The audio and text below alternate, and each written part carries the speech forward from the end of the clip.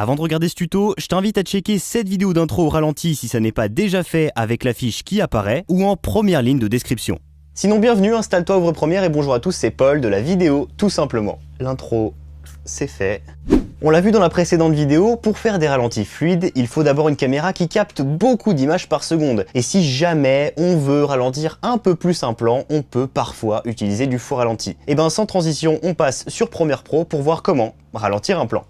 Donc d'un côté, j'ai déjà créé une séquence à 25 images par seconde, ce sera notre fréquence de lecture, et de l'autre, dans le chutier, j'ai un rush tourné à la fréquence de 200 images par seconde. Donc je double-clique pour l'ouvrir, et là, je vais simplement placer un point d'entrée en appuyant sur I, et un point de sortie en appuyant sur O, donc ce sera la portion en fait du rush qui va être intégrée au montage, et ensuite j'appuie sur virgule pour l'insérer. Pour ralentir le plan, je vais faire clic droit sur l'élément, vitesse durée, et là on a une petite fenêtre qui apparaît pour régler tout ça. Et je vais maintenant prendre une calculatrice puisque ça va être le moment, à mon avis, le plus mathématique de tout le tuto. Donc on sait qu'on veut lire le rush à la fréquence de 25 images par seconde et que le rush a été tourné à la fréquence de 200 images par seconde. Donc je fais 25 divisé par 200, ça nous donne 0,125. Donc je sais que je peux ralentir le rush à 12,5% de sa vitesse au maximum. Donc je fais 12,5%, ok. Et là on voit que le rush a considérablement augmenté dans la timeline. Plus il est lent, plus il va être grand. Donc on lit l'élément, et c'est parfait, c'est très fluide, c'est magnifique, et à savoir aussi que si on veut ralentir un peu moins le rush, par exemple on veut le ralentir de moitié, c'est-à-dire à 50%, et ben le rush va être tout aussi fluide, puisque de toute façon on a pris plus d'images que ce qu'il en fallait pour le ralentir de moitié. Bon, on vient de voir comment ralentir un plan à son maximum, mais nous, on en veut encore plus. On va maintenant voir comment faire du faux ralenti. Eh bien retournons sur notre élément, et cette fois je vais régler la vitesse du rush sur 4% seulement. Donc je rentre 4, ok. Et quand je lis le rush, et ben là voilà, sans surprise, l'image saccade et c'est normal puisque son ralentissement maximum accepté c'était 12,5%. Pour régler le problème, la solution est presque trop facile. On va sur le rush, on va dans vitesse durée encore une fois, et là dans interpolation temporelle, on vient cocher l'option flux optique. Ok, alors là ma barre au-dessus de la timeline reste jaune parce que mon ordi se croit un peu trop puissant pour le coup, mais normalement on a une barre rouge. Quoi qu'il en soit, qu'elle soit jaune ou rouge, il faut lancer un rendu. Pour ça je vais placer un point d'entrée et point de sortie, même chose, j'appuie sur I et O quelque part, et ensuite je vais demander de rendre cette portion là. Donc je vais dans séquence rendu de l'entrée à la sortie, ou alors j'aurais pu aussi appuyer sur entrée. Le rendu vient de se terminer, l'image est très fluide, elle ne saccade plus. Et pour le coup, le faux ralenti marche plutôt bien. Bon ok, le ralenti constant, c'est stylé, mais parfois dans une vidéo, on veut à la fois mettre des plans à vitesse normale et parfois ralenti. Alors on peut par exemple prendre un rush, un élément, le cutter en deux et dire la première partie tu la lis à vitesse normale et ensuite tu la lis au ralenti. Mais le truc c'est que la transition entre les deux va être un peu brutale. Nous ce qu'on veut c'est essayer de passer progressivement de la vitesse normale à la vitesse ralentie et pour ça on va avoir une technique pour ralentir progressivement un plan et pour revenir progressivement à vitesse normale.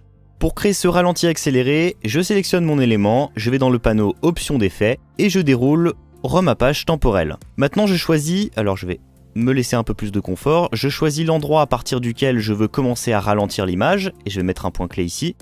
L'endroit où je souhaite réaccélérer le mouvement, donc ici, et je mets un point clé. Ensuite je décide de réduire la vitesse, donc quelle va être la vitesse du ralenti finalement.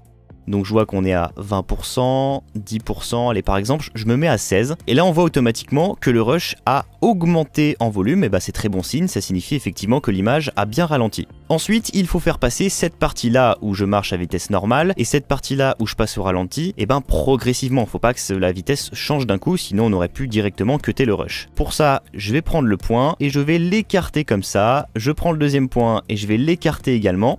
Voilà, par exemple comme ça. Et une fois qu'on va lire le rush, donc là, vitesse normale, ralenti progressivement et réaccélération. Donc je fais une petite modif, par exemple pour que le ralenti dure un peu plus longtemps. Et ici, allez, on dit qu'on veut vraiment un super gros ralenti, un peu comme dans la vidéo GoPro, et qu'on veut le ralenti, allez, je sais pas, sur 4% par exemple. Donc là, je vais rapprocher un petit peu mon point clé, histoire que le ralenti s'éternise pas. Je vais relire le passage. Et mince, c'est trop ralenti, l'image saccade. Et bah là encore, c'est le même principe. On fait clic droit sur l'élément, donc sur le rush, vitesse durée, et là, dans interpolation temporelle, je choisis flux optique. Ok, encore une fois, il faut faire un rendu. Et il n'y a plus qu'à lire, vitesse normale, méga ralenti, ultra morphé, et ça reprend, c'est absolument parfait. Et pour finir, je vais tenter de rendre cette vidéo la plus exhaustive possible, même si c'est pas possible. Si on veut modifier la durée de ce rush mais sans modifier ce qu'il contient parce que l'entrée et la sortie sont bonnes, eh ben je peux utiliser l'outil allongement compensé en appuyant sur J, ce qui va permettre d'augmenter la taille du rush en modifiant simplement sa vitesse. Ici il s'est mis automatiquement à 58,15% par exemple. Si on souhaite inverser la vitesse d'un plan, on peut aller également dans vitesse durée et on clique sur inverser la vitesse, ça fait qu'il va passer à l'envers, ok.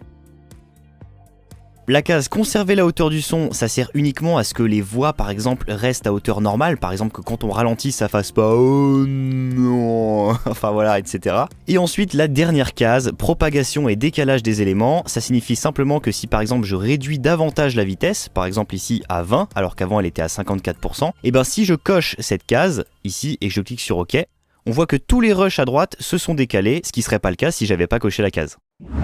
Voilà, c'est la fin de ce tuto, j'espère qu'il vous a plu. Si vous souhaitez vous entraîner comme d'habitude, il y a le rush en description que vous pouvez télécharger. Et d'ailleurs, pendant que j'y suis, je reçois encore beaucoup de commentaires de certains qui me demandent quelles sont les musiques utilisées pour le montage ou d'autres compléments d'infos. Sachez que systématiquement, je mets tout le nom des musiques en description, les réseaux sociaux ainsi que le matériel que j'utilise, sauf si j'oublie, mais là en général, je sais que je peux compter sur vous. Voilà, c'est la fin de ce tutoriel, j'espère qu'il vous a plu, ça je l'ai déjà dit. Je vous retrouve très bientôt, le plus rapidement possible et toujours pareil sur la vidéo. Tout simplement.